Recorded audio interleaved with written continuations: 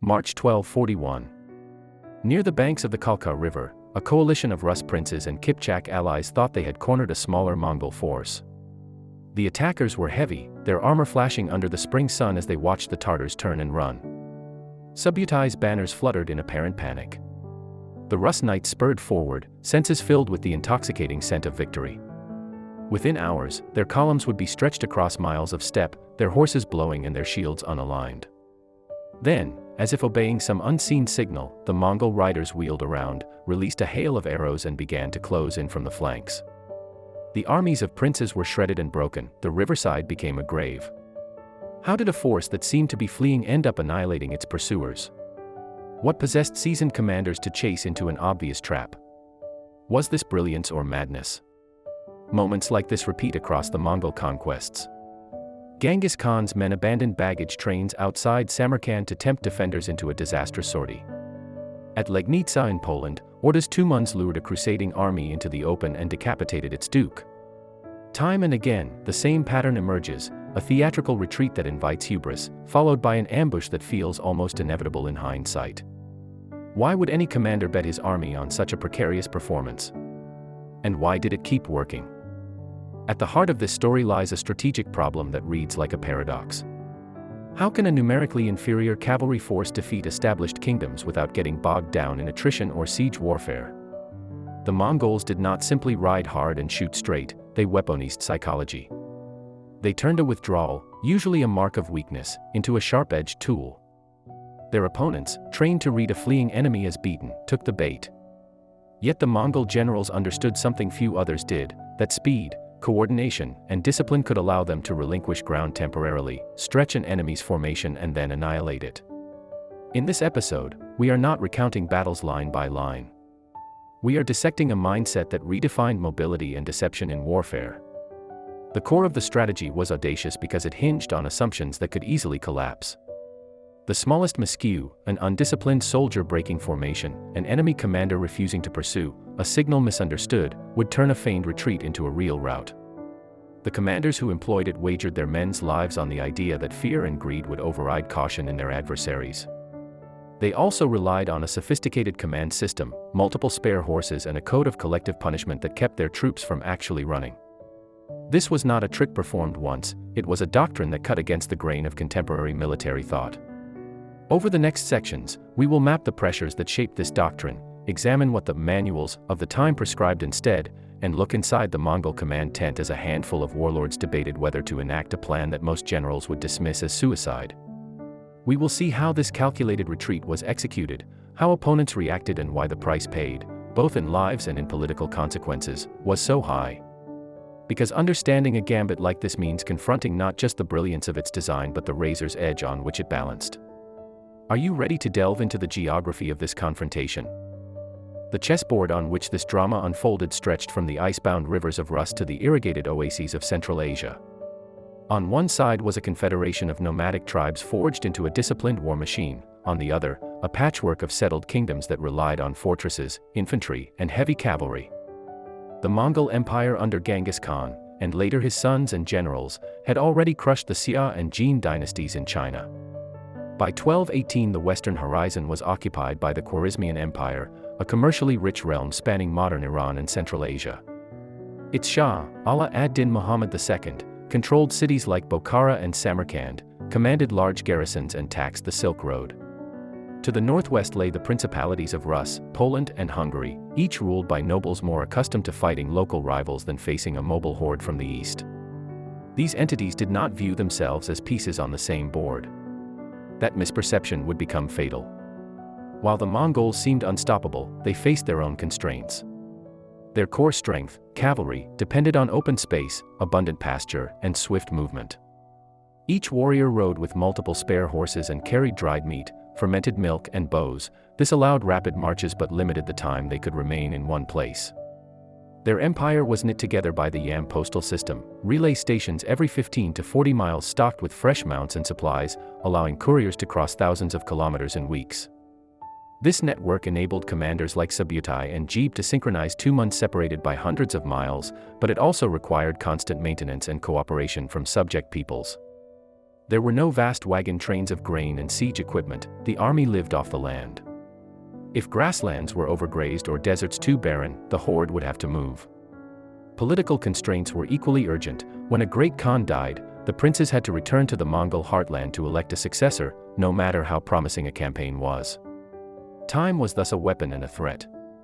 In contrast, their enemies were anchored. The Khwarezmian Empire possessed wealth and manpower but was brittle. Shah Muhammad ruled through fear, governors were disloyal, provincial rulers like his mother, Turkin Khatan, controlled their own fiefdoms.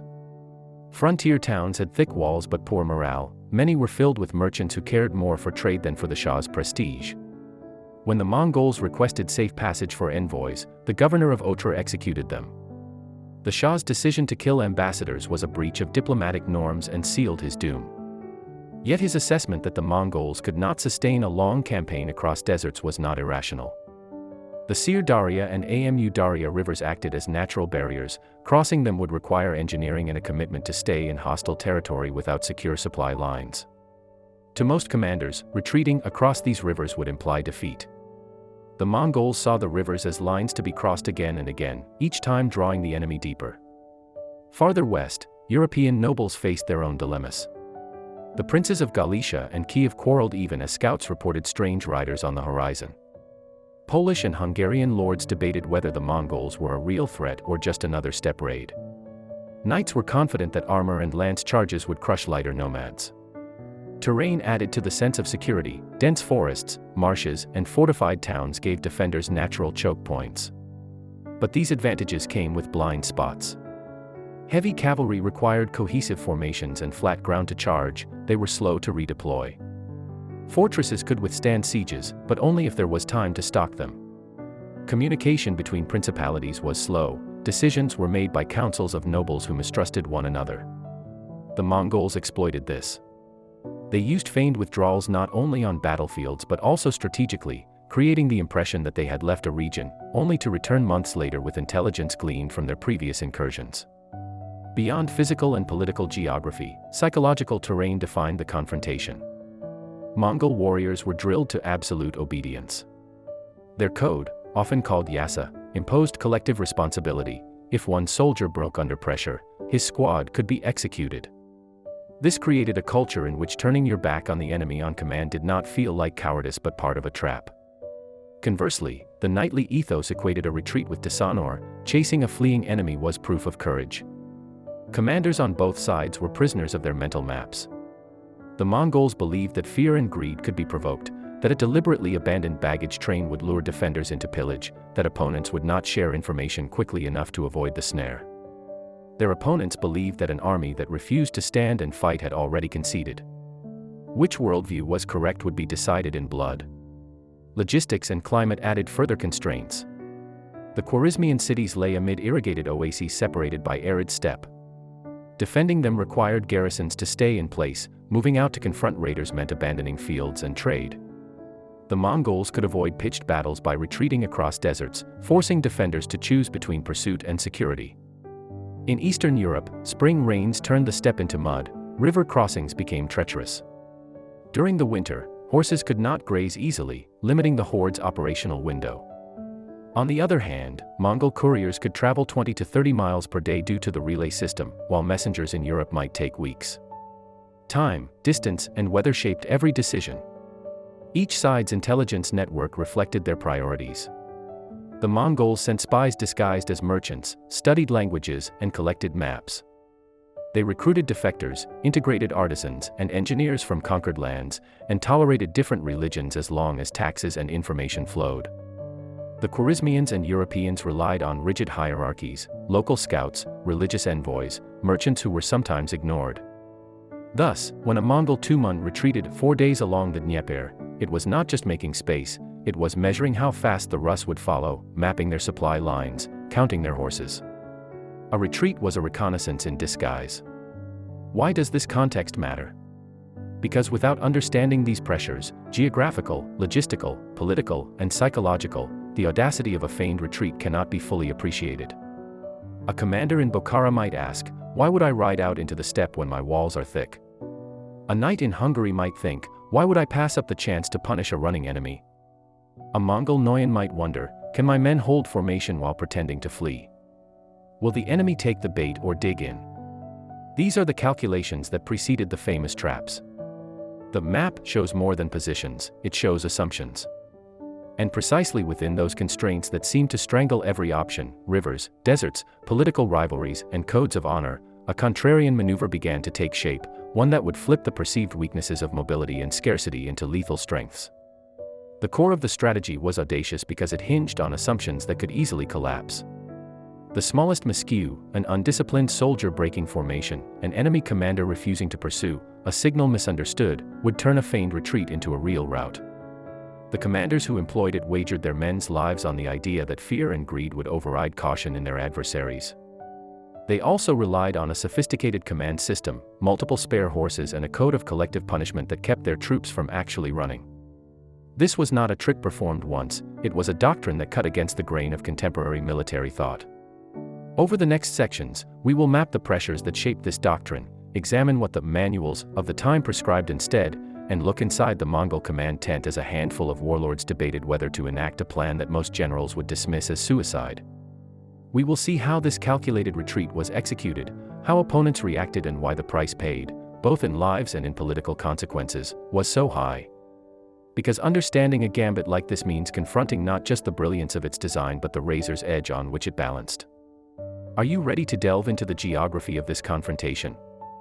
If you consulted the martial handbooks of the 13th century, their recommendations would seem straightforward. Secure your supply lines. Concentrate your forces. Hold defensible terrain. When facing nomads, do not give chase, let them exhaust themselves on your walls. When fighting knights, meet them with knights, the side with heavier armor and deeper ranks will prevail. The science of war, as taught in the courts of Persia or the courts of Europe, valued solidity over fluidity.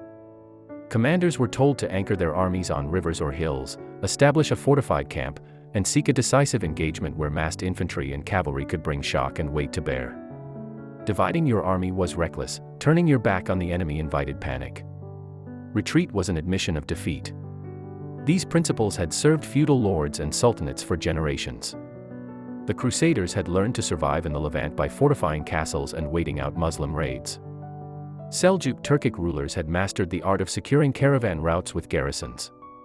None of the textbooks prepared generals to face a foe that refused to behave as expected.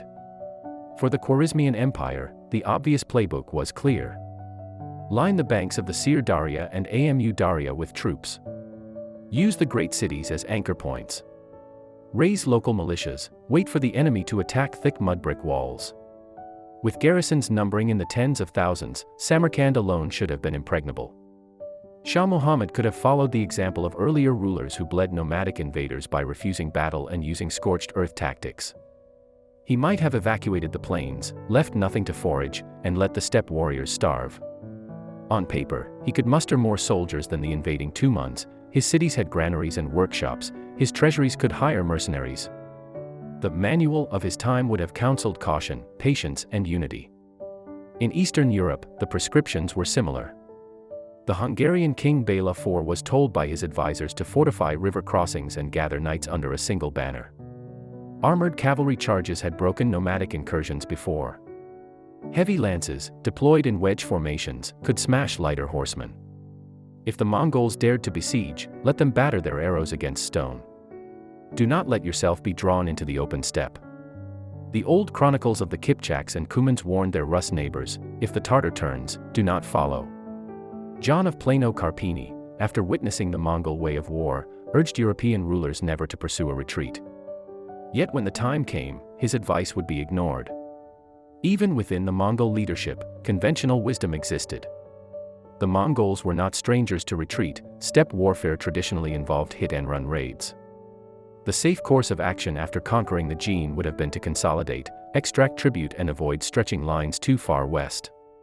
Their logistical manuals emphasized securing grazing land, respecting the seasons, and returning to the homeland for the Kurultai. Older warlords might have argued that attacking a distant empire like Khwarezm, with its high walls and lack of pasture, was folly. The safe, expected path was to raid for loot, collect submission, and withdraw before winter. A wide flanking march around the Caspian or into Europe would have violated every norm about staying near support. No one had yet attempted to coordinate multiple armies across thousands of kilometers using signal flags and relay riders. The risk of being cut off was enormous. Why, then, did these manuals prove inadequate? The answer lies in the asymmetries of the confrontation. A static defense assumed the attacker would batter himself against walls. But the Mongols had no intention of obliging. When Samarkand's Shah assembled his best troops inside the walls, Genghis Khan simply feigned weakness outside. He sent small detachments to plunder villages and retreat, knowing the garrison, hungry for loot and glory, would sally out. Once outside the safety of stone, the massed defenders became a long column, vulnerable to encirclement. A defensive plan that relied on the enemy's respect for walls failed because the enemy attacked the defenders' mines instead of their bricks. Attrition strategies also broke down. Scorched earth only works if you can deny the enemy pasture. In the wide grasslands between Otrar and Bokhara, there was too much forage to burn. The Mongols carried their own supplies and spare horses. They could raid deeper, living off herds. Meanwhile, the Khwarezmians could not easily abandon their irrigated fields without triggering famine. Waiting behind walls ceded the countryside to the invader, who then cut the roads and isolated the cities one by one. Unity under the Shah proved illusory. Governors mistrusted each other, and when the Shah eventually fled, his empire disintegrated. The manuals' call for concentration unraveled as each province chose self-preservation. On the European side, the doctrine of the decisive cavalry charge collapsed against an opponent who refused to stand his ground. At the Battle of Mohi, the Hungarian knights' initial assault met a Mongol center that withdrew across a bridge. Flush with momentum, the knights pursued. The bridge became clogged, the formation dissolved, and Mongol engineers, unnoticed in the manual, collapsed the bridge behind them, cutting the pursuing knights off from their infantry. The heavy cavalry found themselves alone on the far bank, encircled by horse archers. The more the standard doctrine exhorted them to charge, the deeper they rode into the trap. Staying inside fortresses offered little comfort either. Mongol engineers, recruited from China and Persia, assembled catapults, filled ox-skin boats with dirt to make rafts, and used fire arrows and psychological terror to force surrender. The defenders' manuals had not envisioned nomads with siege trains.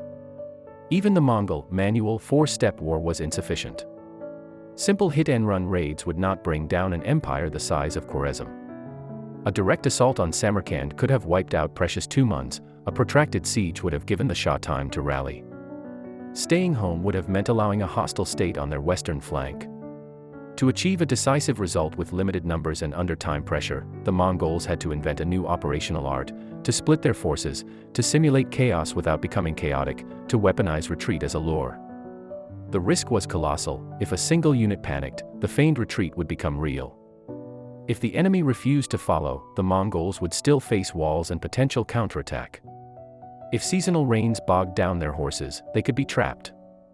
Yet the alternative, fighting by the book, offered no path to victory. When the manual leaves you no winning move, perhaps the only option is to throw the manual away. This contradiction is the heart of our story. Traditional doctrine promised security but, in this case, guaranteed defeat.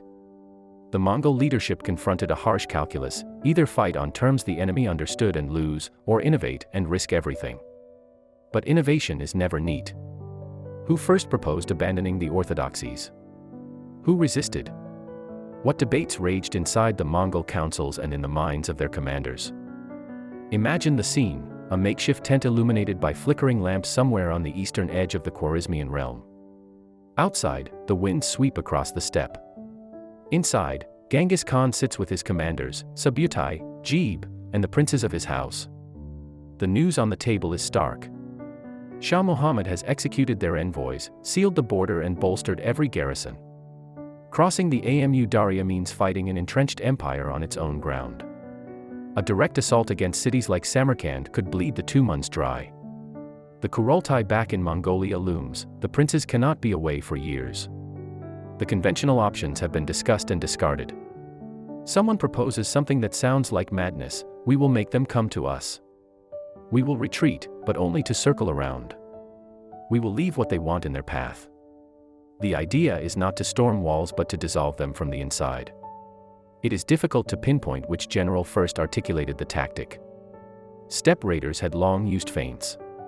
Gebe, once an enemy, now one of Genghis's most brilliant lieutenants, was known for trickery. Subutai, younger but already experienced, had orchestrated deep raids into the Caucasus with minimal forces.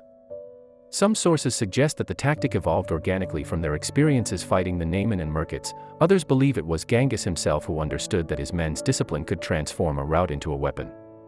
What is clear is that this was not a spur-of-the-moment trick but a deliberate operational concept refined in council. Gebe reportedly argued that Samarkand's defenders were more interested in plunder than loyalty. If they saw an abandoned baggage train, they would break formation. Subutai added that the Tumans had trained to reverse direction at a signal. Their composite bows could kill the pursuers' horses and leave knights stranded. Genghis, the ultimate decider, weighed their counsel against tradition and risk. Retreat invited suspicion and ridicule among nomadic warriors.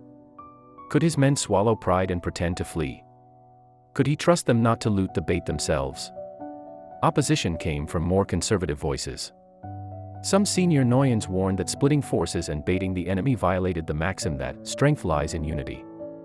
They reminded the council of disasters that befell tribes that lost cohesion. There were practical concerns. Leaving a wagon train as bait could hand the enemy real supplies. A retreat could embolden local revolts behind them. If the enemy refused to sally, the Mongols would still face fortified cities. What if the enemy recognized the ruse and refused to follow, keeping their army intact? A failed feigned retreat would leave the Tumans exposed and far from home. A Tuman breaking into panic would invite a cascade of failure. These debates were not merely tactical, they were about assumptions. The first assumption was psychological, that the enemy's desire for plunder or honor would override caution. This was based on observation. Khwarezmian soldiers were poorly paid and often owed months of arrears. Pillaging an abandoned supply train would enrich them. European knights were bound by a code that demanded the pursuit of a fleeing foe. Pride and greed could be predicted. Yet prediction is not certainty. What if a strong-willed commander held his men back? The second assumption was organizational, that Mongol discipline and signaling were robust enough to prevent a sham retreat from turning into a real one. This relied on years of training and a culture of collective punishment. Leaders had to enforce the yasa ruthlessly. If a squad broke formation in panic, its members could be executed. Was that enough to guarantee order under the stress of apparent defeat? The third assumption was logistical, that the enemy's formation would stretch and weaken once in pursuit and that their supply lines would not support a long chase. The Mongols bet on the enemy running out of water, the knights' horses tiring under armor, garrisons leaving walls thinly manned. If that didn't happen, if the enemy maintained reserves or had their own mobility, the trap could backfire. Underlying these assumptions was a deeper strategic insight, that time and information could be weaponized. Subutai argued that a retreat of 3 days could lengthen the enemy's line to the point where scouts would fail to relay messages. The signal to counterattack would come when their opponents were most disorganized. He also believed that leaving decoys, fires, abandoned tents, carcasses of animals, would mislead pursuers about the main column's size and direction. Gebe emphasized the importance of terrain. The counterattack must occur where the steppe was open enough for encirclement but far enough from the enemy's strongholds to prevent reinforcements. They studied maps, sent scouts to locate potential ambush sites and even bribed local herdsmen to misdirect enemy patrols. The plan was not just a battlefield trick, it required aligning intelligence, logistics, and psychology. The internal debates reached beyond the military council. Elders of the Mongol clans had to be convinced that the risk to their sons was justified. Some feared that a feigned retreat might dishonor their lineage. Women and old men, who would keep the home camps, worried that the army might not return. Religious shamans were consulted, omens were interpreted. Genghis's mother, Holon, is said to have warned him about underestimating settled peoples. He listened but insisted that speed and cunning were the only ways to overcome fortified cities without a long siege. The consensus emerged slowly, not by dictatorship but through persuasion. Once decided, however, dissent vanished. The Mongol command structure did not allow for second-guessing on campaign. Orders were clear: such and such a Tuman would show itself before Bokhara, burn tent poles to feign desperation, drop barrels of kumis and rolls of silk, then ride east. A second Tuman would position on the flank, hidden. Signals would be given by smoke during the day and torches at night. Drums and horns were to be used sparingly to avoid alerting the enemy. Couriers were dispatched through the Yam to coordinate timings across hundreds of kilometers. Why did the dissenting voices eventually accept the plan? Partly because the alternatives were worse. A protracted siege risked losing precious months and horses to disease. A frontal assault on walls defended by archers and catapults would kill seasoned warriors. Waiting for the Shah to march out might never happen. The feigned retreat, for all its risks, offered a path to decisive victory. It turned weakness, fewer men, lack of siege equipment, distance from home, into strength by forcing the enemy to abandon his advantages. It also fit with the Mongol ethos of turning the enemy's expectations against him. Make them believe what is false, strike where they are unprepared. It appealed to Genghis's belief that war was as much a contest of minds as of muscles. For the European campaign, the decision-making logic was similar. Subutai and Batu examined the geography of Poland and Hungary, noted that princes were slow to cooperate and that knights were overconfident. They chose to simulate withdrawals in the face of initial charges, predicting that nobles would pursue individually rather than wait for combined forces. Again, some of their officers worried, what if the Bohemian reinforcements arrived before the trap closed? What if local peasants burned the bridges behind them? Subutai's response was characteristically pragmatic, then we will adapt or withdraw. Flexibility, not rigid adherence to plan, was his creed. The core of the decision was that it targeted multiple domains simultaneously: psychological vulnerabilities, honor and greed, logistical overextension, supply lines and horse fatigue, information gaps, delayed messages and misread signals, time pressures, leaders needing quick results, and command structures, centralized chains that could not respond quickly. The feigned retreat was thus not merely a battlefield maneuver but a systemic strike at the opponent's decision-making cycle. It shortened the Mongols' own kill chain and lengthened the enemy's. It forced opponents to act on false data. It exploited the friction inherent in large feudal armies. In agreeing to this strategy, the Mongols accepted the possibility of catastrophic failure. They took on the burden of enforcing discipline brutally, they risked their reputations on deception, they gambled that their intelligence assessments were correct. That willingness to embrace risk set them apart from many of their contemporaries. Yet the story of how this plan was executed, the marches, the signals, the moment the fleeing horsemen spun around and drew their bows, is even more gripping. How do you rehearse chaos? How do you ensure that 1,000 men all turn at once under fire? When the order is given, a concept that exists only as lines on a map must become a choreographed sequence of actions. A feigned retreat is not simply, turn around then attack. It is a layered system of bait, surveillance, signaling and encirclement. Each layer introduces risk and requires strict discipline. To understand it, we must dissect each step. Setting the bait, long before any dust cloud is seen, Mongol scouts measure the enemy's marching speed, discipline, and horse condition. They pick a stretch of steppe wide enough for a pincer but bounded by a river or marsh to limit escape routes. A small detachment then shows itself with supply wagons loaded with kumis, silk, and even prisoners. These items are left conspicuously along the route to provoke greed and lure garrison troops out of their fortifications. During the Samarkand campaign, abandoning supply carts outside the gates created the illusion of exhaustion and retreat, drawing defenders out to plunder, only to be surrounded. Executing the flight, once the hook is set, the visible detachment begins its staged withdrawal. This is the moment of maximum tension. Horsemen must maintain just enough distance, far enough to avoid being caught, close enough to keep the pursuit heated.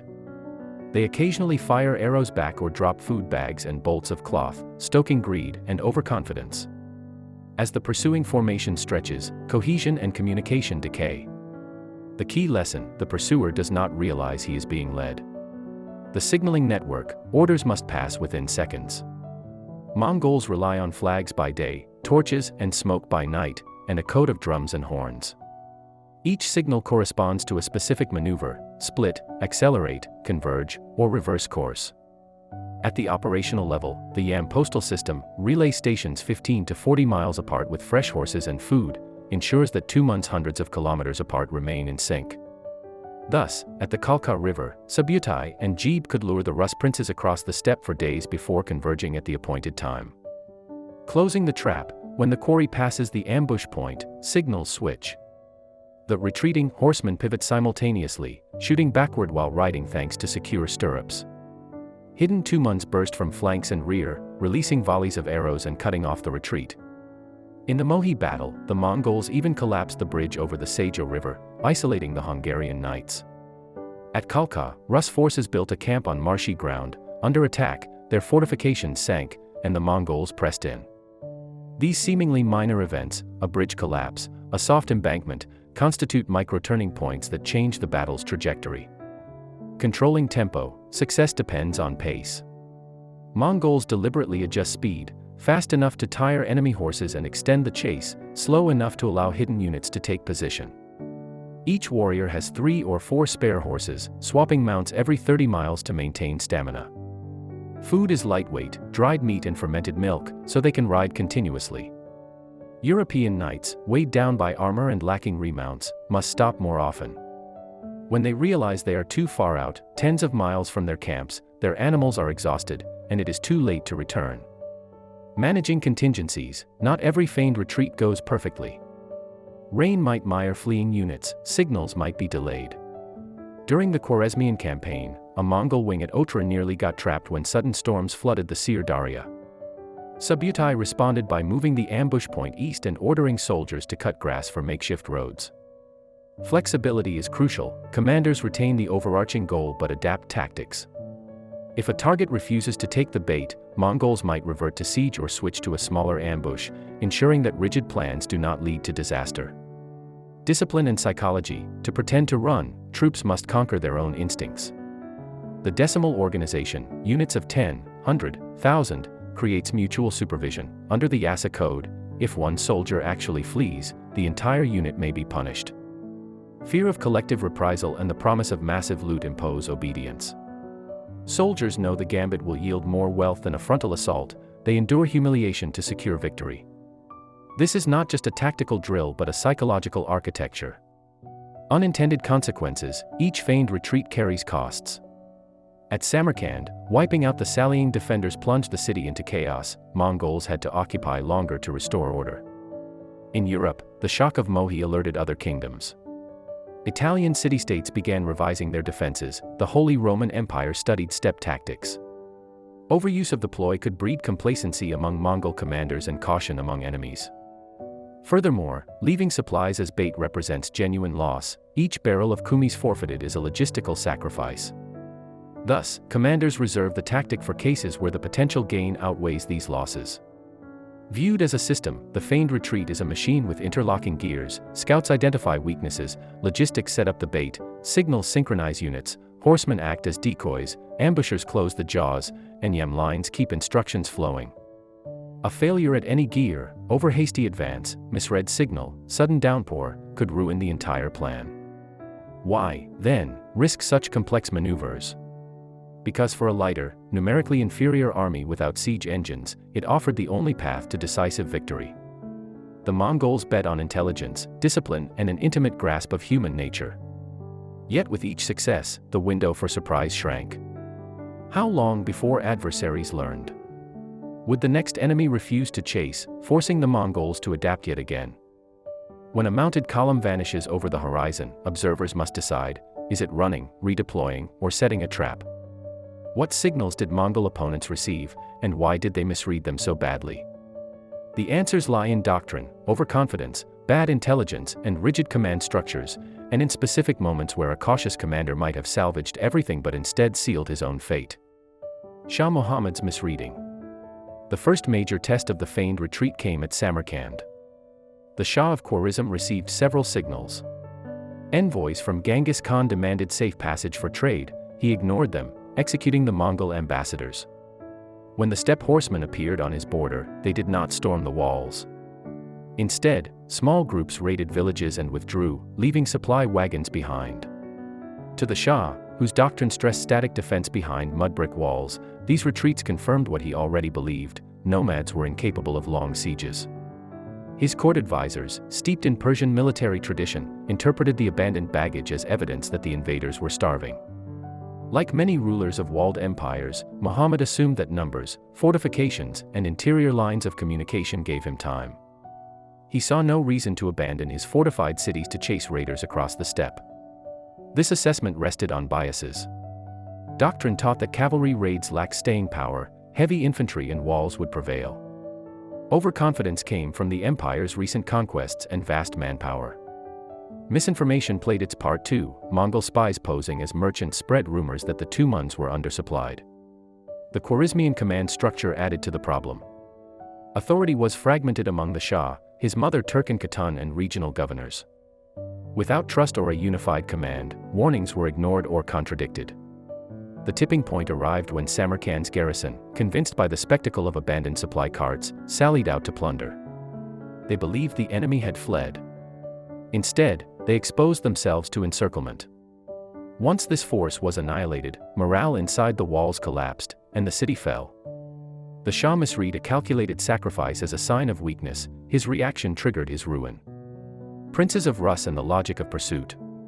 At the Khalkha River in 1223, a coalition of Rus princes and their steppe allies faced a similar puzzle. The Mongols appeared, skirmished, then retreated east. Scouts reported a small enemy force loaded with spoils. The princes deliberated. Some, recalling past experience fighting nomadic tribes, advocated caution. Others, driven by pride and greed, argued that a fleeing foe should be chased and destroyed. Medieval chivalric ethos equated flight with defeat. Not pursuing was dishonorable. Moreover, the princes lacked a unified command. Each led his own troops and had his own agenda. There was no single commander to enforce patience. The decision to pursue was a product of their political fragmentation as much as their ignorance. Friar John of Plano Carpini, writing decades later after witnessing Mongol tactics, cautioned European soldiers against this very impulse. Let our bands take this advice: if the enemy retreats, not to make any long pursuit after him, lest according to his custom he might draw them into some secret ambush. His warning captures the essence of what the Rus princes did wrong. They misinterpreted the retreat as real, because doctrine taught that nomads lacked staying power and because greed promised an easy victory.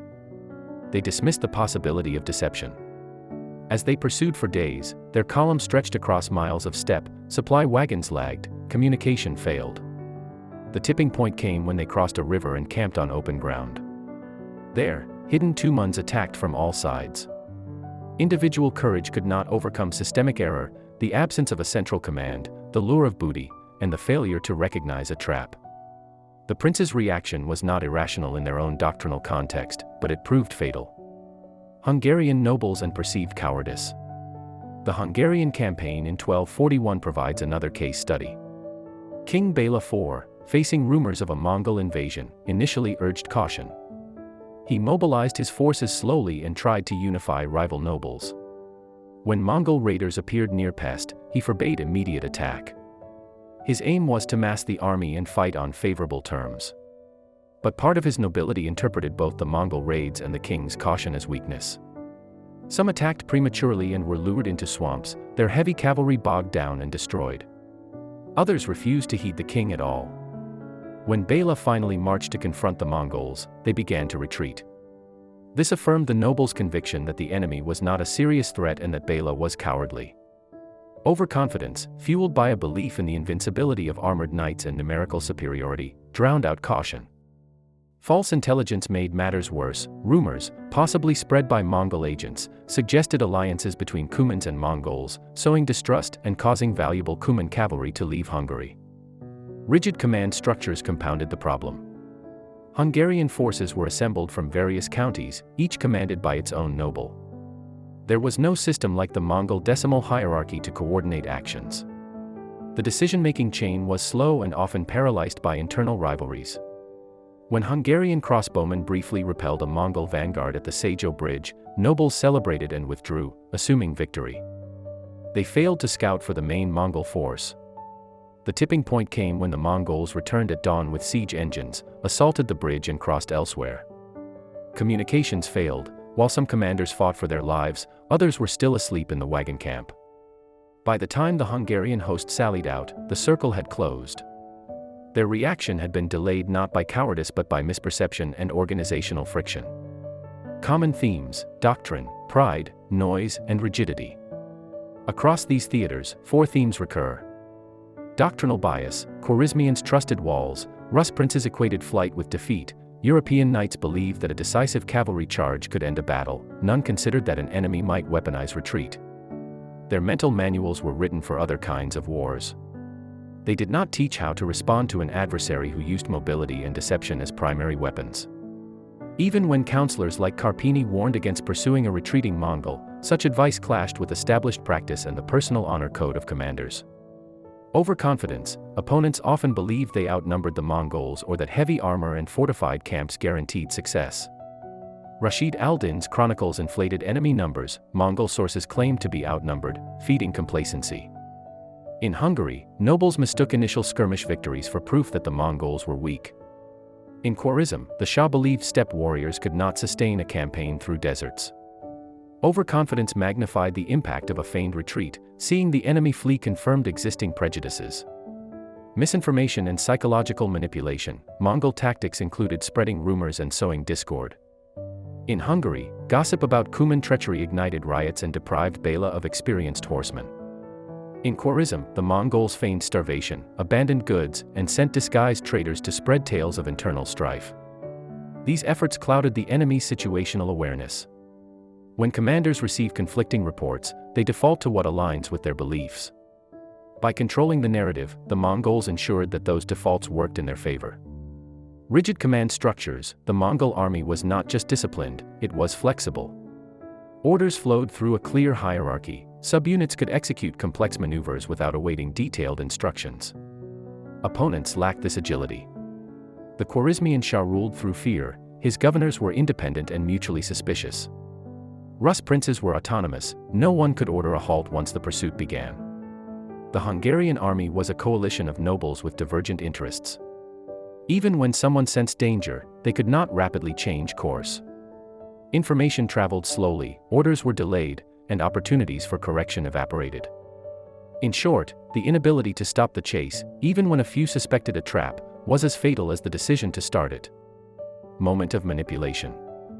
Each campaign features a tipping point where misinterpretation becomes irreversible. At Samarkand, it was the moment the garrison left the safety of the walls to seize abandoned wagons. At Khalkha, it was the crossing of a river after days of pursuit, when exhaustion set in and command cohesion broke. At Mohi, it was when Hungarian nobles mistook a tactical retreat for rout, insisted on celebrating, and failed to prepare for the main attack. At Legnica in Poland, 1241, it was the rush of Duke Henry II's troops to chase a retreating Orda. Once his lines stretched out, Mongols enveloped and decapitated him. In each case, the tipping point was not just a physical location but a mental state, the moment when the enemy believed they were winning and thus ignored caution. At that instant, the Mongols' retreat stopped being a ruse and became a psychological weapon. The enemy's reaction, shaped by doctrine and pride, triggered the trap. Could they have done differently? Critics may ask, with hindsight, is it fair to blame these commanders for misreading signals that their manuals never anticipated? Perhaps not entirely. They made decisions in foggy conditions, with incomplete intelligence and political constraints. Pursuing a fleeing enemy had worked in other contexts. Ignoring a retreat might mean losing a chance to end a war quickly. Moreover, halting a charge once it has begun is difficult, messages get lost, and troops cannot pivot easily.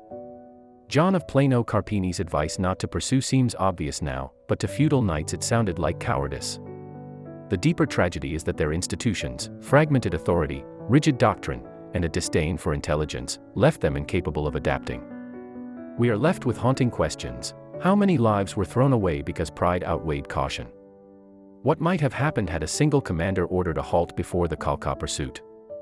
If Bela's nobles had trusted his caution rather than mocking it, could Hungary have survived intact? And once the truth dawned, when knights saw dust clouds rising on their flanks, what emotions coursed through their minds? Despair? Anger? Awe at the enemy's audacity? Understanding the enemy's reaction is essential, because it leads directly to the consequences we examine next. How did these misinterpretations translate into immediate outcomes? What was the human cost? And how did the political and psychological landscape shift after the traps closed?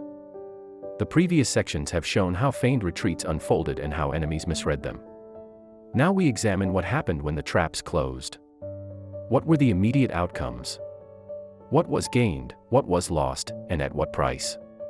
The fall of Khwarezm. When Samarkand's defenders took the bait and marched out to plunder what they thought was an abandoned baggage train, the Mongols enveloped them and massacred thousands. Without its best soldiers, the city was indefensible. Genghis Khan ordered a systematic reduction. Elites and skilled artisans were spared and sent east. the rest were either killed or enslaved. This single decision destroyed the Khwarezmian Empire. Shah Muhammad fled westward, pursued by a small detachment that harried him until he died on an island in the Caspian. The political consequences were immediate. Khwarezm fragmented into warlord-led remnants, trade routes collapsed, irrigation systems were abandoned. For the Mongols, the victory opened Central Asia, but it came at a cost. To lure the garrison, they abandoned real supplies and risked a citywide uprising. During the campaign, entire Tumans were tied down in sieges, disease and attrition claimed many horses. The destruction also created a power vacuum that spawned banditry and rebellions, requiring further campaigns to pacify the region. The price of conquest was not only paid by the defeated but also by the conquerors who now had to manage a devastated landscape. The annihilation at Khalkha. At Khalkha, the outcome was clear-cut. When the pursuit ended, the coalition of Rus and Kipchak forces was trapped between rivers and high ground. The Mongols cut them down or captured them. According to chroniclers, the surviving princes were executed in a grisly ritual. They were lashed under wooden platforms on which the Mongols held a victory feast, perhaps intended to humiliate aristocracy and send a message. The immediate military result was the decapitation of several Rus principalities' leadership. Yet the Mongols did not occupy Kiev or Novgorod. They withdrew after collecting tribute and intelligence. The cost to the Mongols was minor in comparison. They lost few men and gained valuable information on European terrain and politics. The Rus, however, entered a period of vulnerability. The loss of so many nobles set off power struggles and made later Mongol invasions easier. The psychological toll was enormous. Entire populations fled, chronicles recorded panic and religious lamentation, and for generations the word Tatar evoked terror. However, the Mongols gained little territory. Their objective at Khalkha was reconnaissance and deterrence, not annexation. The trap succeeded tactically but did not immediately translate into strategic control. Catastrophe at Mohi. The Battle of Mohi shows both the potential and the limits of the tactic. After luring the Hungarian army across the Sejo River and isolating portions of it, the Mongols inflicted a crushing defeat. Contemporary accounts, such as the Epternacker notice cited in the Wikipedia entry on Mohi, report that Hungary lost about 10,000 men, suggesting the entire force numbered around that figure. Most nobles either died in combat or were captured. In the aftermath, Mongol raiders swept through the kingdom, burning towns and killing civilians. Budapest and other cities were sacked, monasteries and villages were destroyed. Refugees flooded westward. The political system was shaken. King Bela IV fled and later rebuilt Hungary with fortified stone castles and new settlers, but much of the original aristocracy was gone. The psychological impact was acute. Europe suddenly realized that Christendom was vulnerable. Yet the Mongols paid a price. The initial assault at the Sejo Bridge went badly. Crossbowmen inflicted heavy losses and forced a change of plan. Batu Khan's vanguard lost 30 of his bodyguards and a lieutenant, a significant blow. The delays allowed some Hungarian units to retreat to their wagon fortress. The battle degenerated into bloody melee. After the victory, the Mongols did not stay. In 1242 they withdrew, partly due to the death of Great Khan Ogdi and the need for the princes to attend the Kurultai, partly because their horses were exhausted and supply lines overstretched.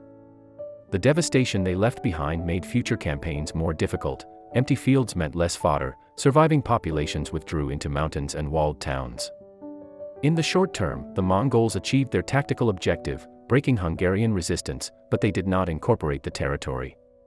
Their cunning inflicted a wound, but the cost of maintaining a garrison across the Carpathians outweighed the benefits. The kingdom rebuilt and eventually learned to fortify against nomadic incursions, balancing gains against losses. The immediate outcomes of feigned retreats were spectacular: armies destroyed, cities captured, empires toppled. But the tactic had intrinsic costs. Every time the Mongols left supplies as bait, they sacrificed real resources. Every long chase exposed their horses to fatigue and disease. Ambushes were labor-intensive, constructing hidden fortifications, positioning Tumans across miles, coordinating signals across horizons. Failures or near failures revealed vulnerabilities. At Mohi, the Mongols underestimated European crossbows and paid with lives. During the Khwarezmian campaign, unexpected rain nearly stranded a Tuman near the Sir Daria, forcing a dangerous improvisation.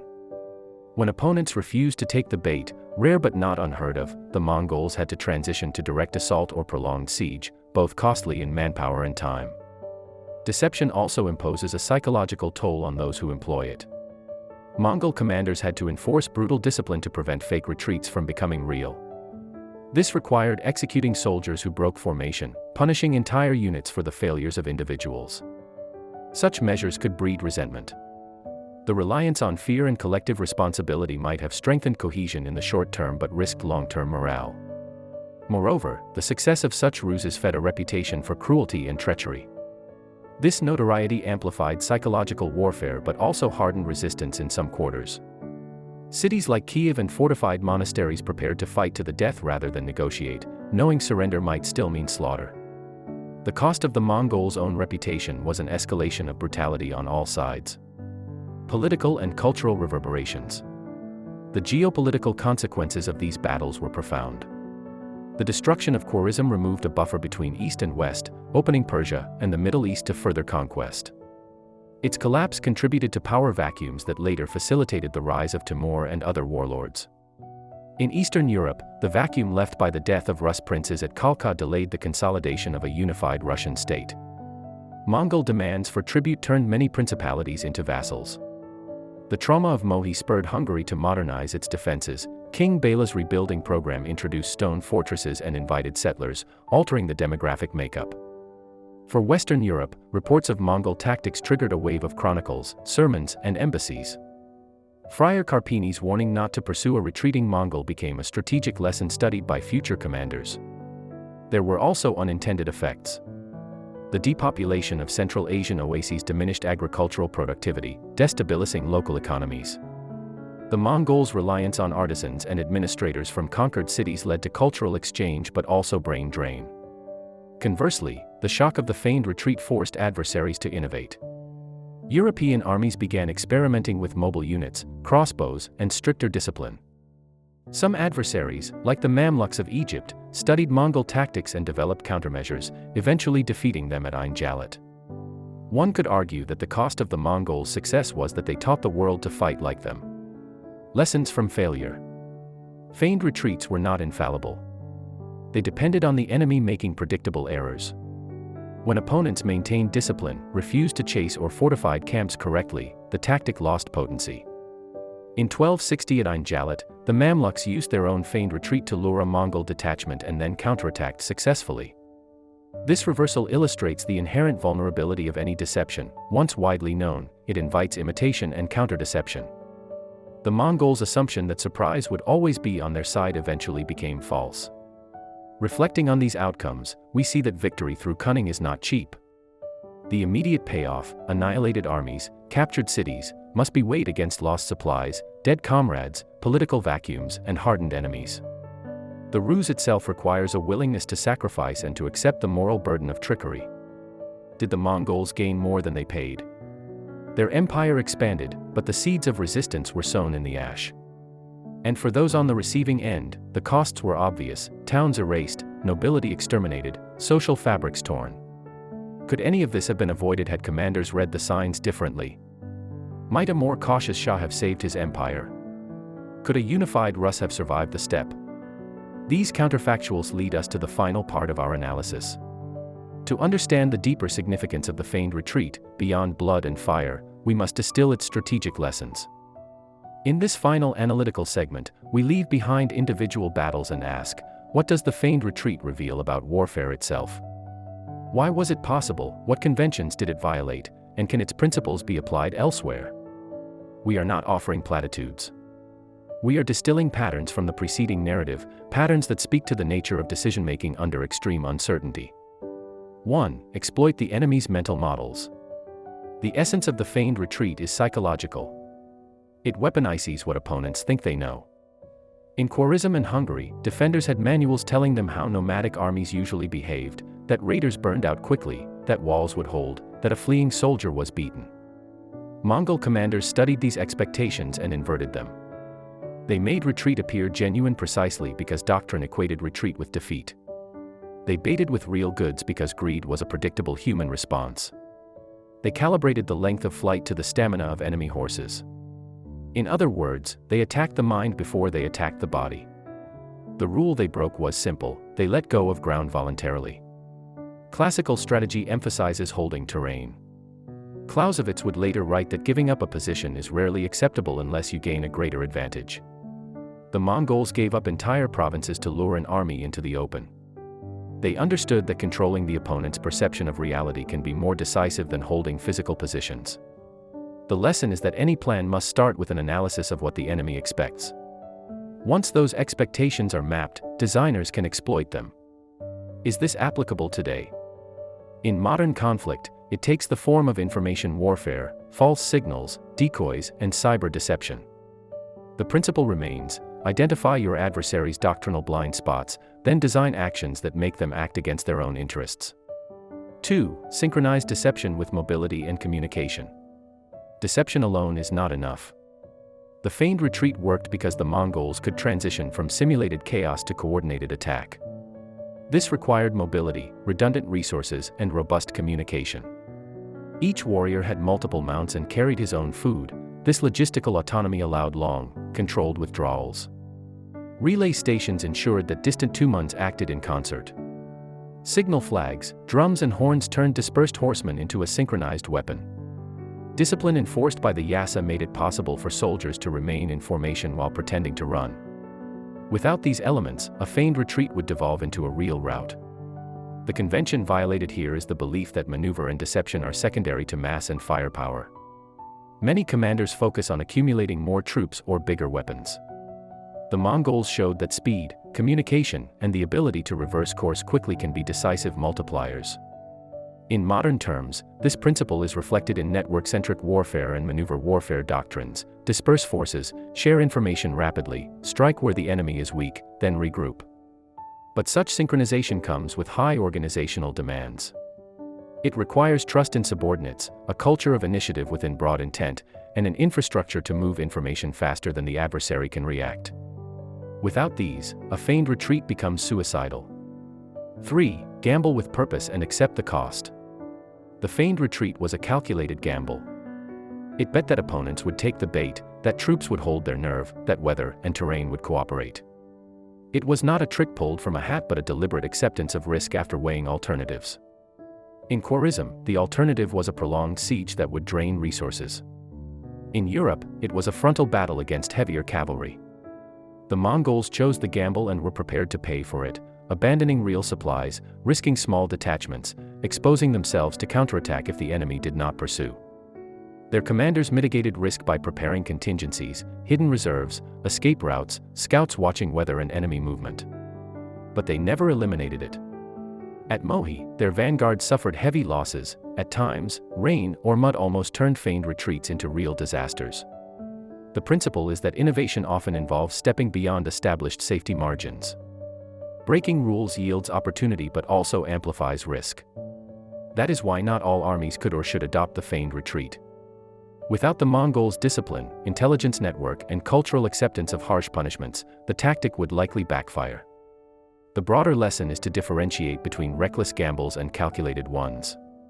A reckless commander bets without understanding the assumptions that must hold. A calculated gambler knows the assumptions, monitors them, and has fallback options. Modern strategists face similar choices, whether to adopt unorthodox tactics such as cyber spoofs, feigned troop withdrawals, or rapid incursions. The Mongol example cautions that success depends on planning for what happens if the opponent does not behave as expected. Beyond the battlefield, institutional implications. These lessons imply that strategy is more than choosing a clever trick. It requires building institutions that can support the trick. The Mongol military integrated command, logistics, culture, and law to make deception viable. Their decimal organization decentralized execution while maintaining unity of intent. Their laws enforced discipline collectively. Their communication network compressed decision cycles. Without these, the feigned retreat would have been just another ploy. In contrast, the Shah's fragmented authority, the Rus princes' rivalries, and the Hungarian nobility's indiscipline prevented them from responding properly.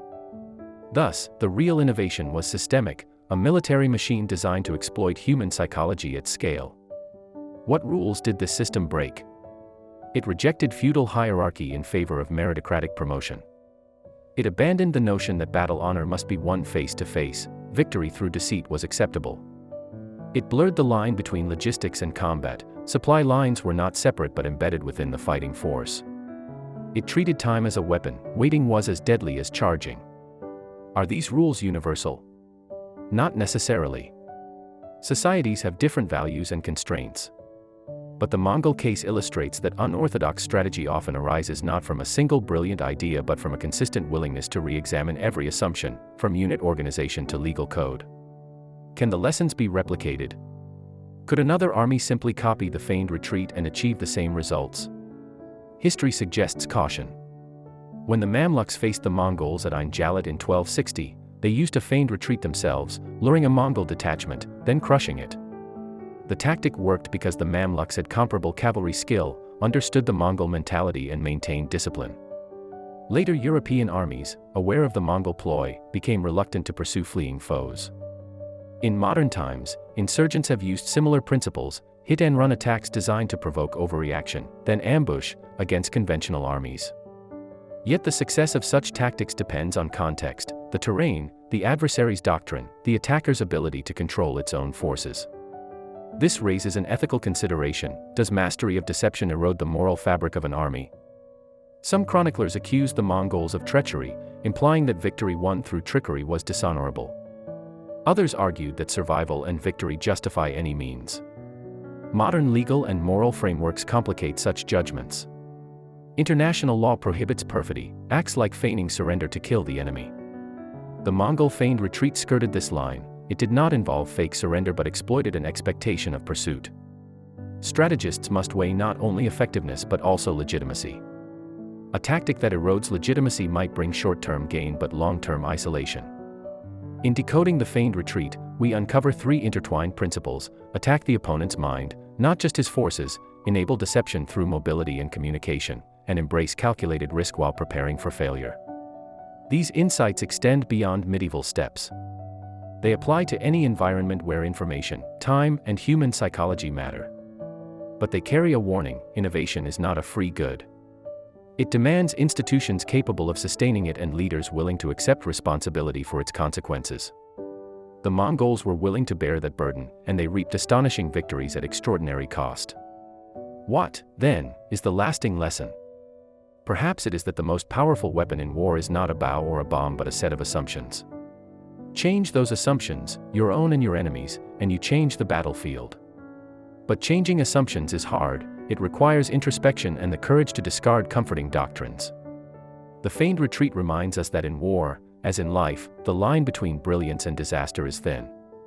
It compels us to ask, when facing an enemy who thinks differently, will we cling to our manuals, or will we dare to unlearn?